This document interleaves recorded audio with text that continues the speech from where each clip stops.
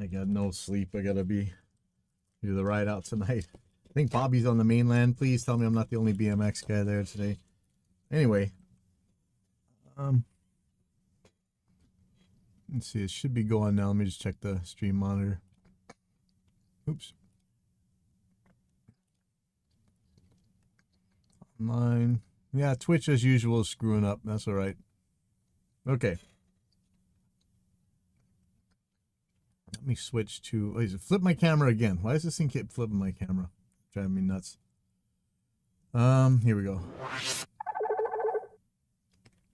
Okay, so this is I'm gonna attempt to whiteboard here, and I'm not exactly good at this. A lot of people keep asking. Remember, I'm not a scientist, right? I'm not definitely not a super duper expert. A lot of people are getting these testing wrong.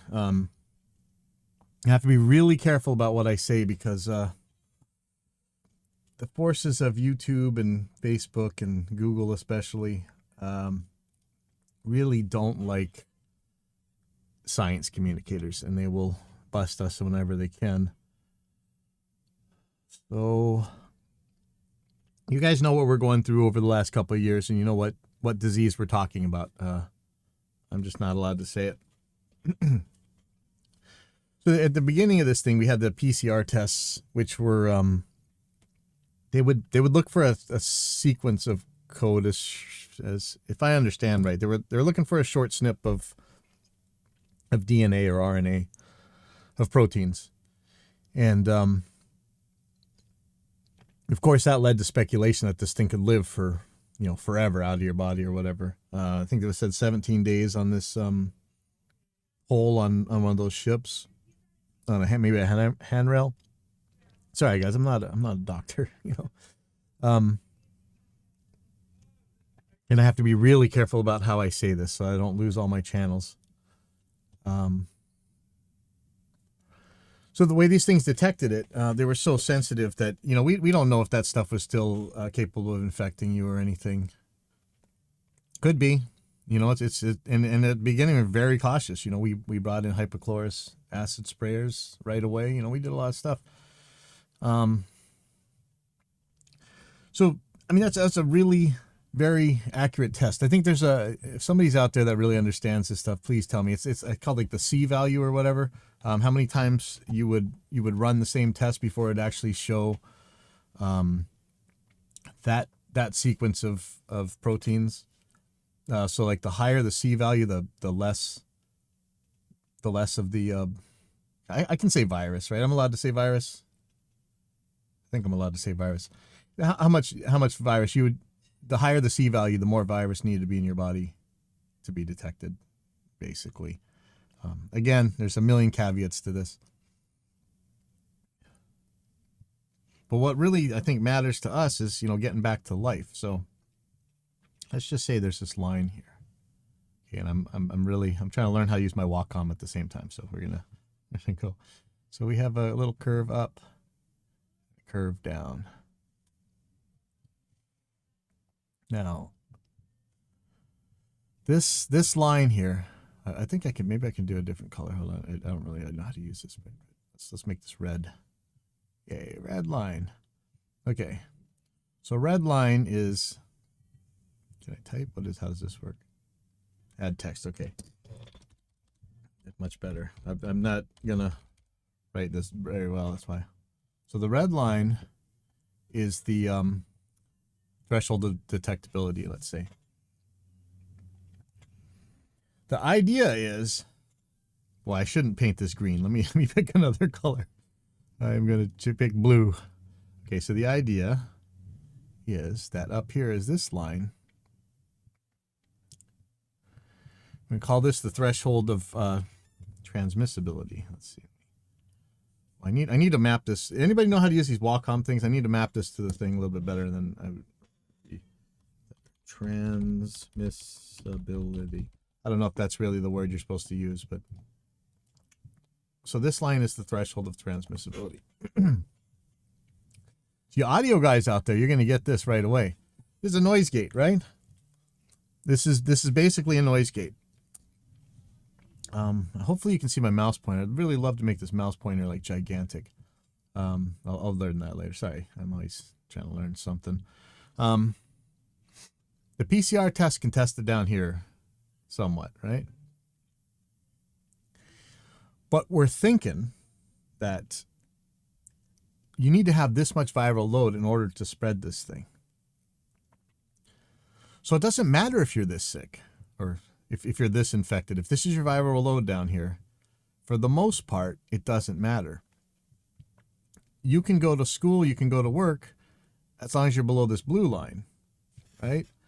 That's the point. So when Michael Mina was talking about the lick-a-stick tests, which famously were completely dropped the ball by 2 administrations now, representing both parties, and here in Hawaii, we have no industry, maybe tourism, sort of.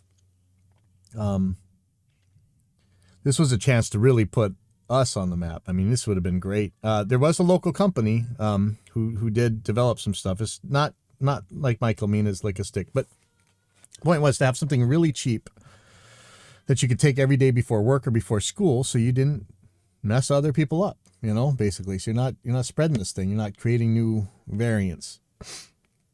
That's the point of these tests.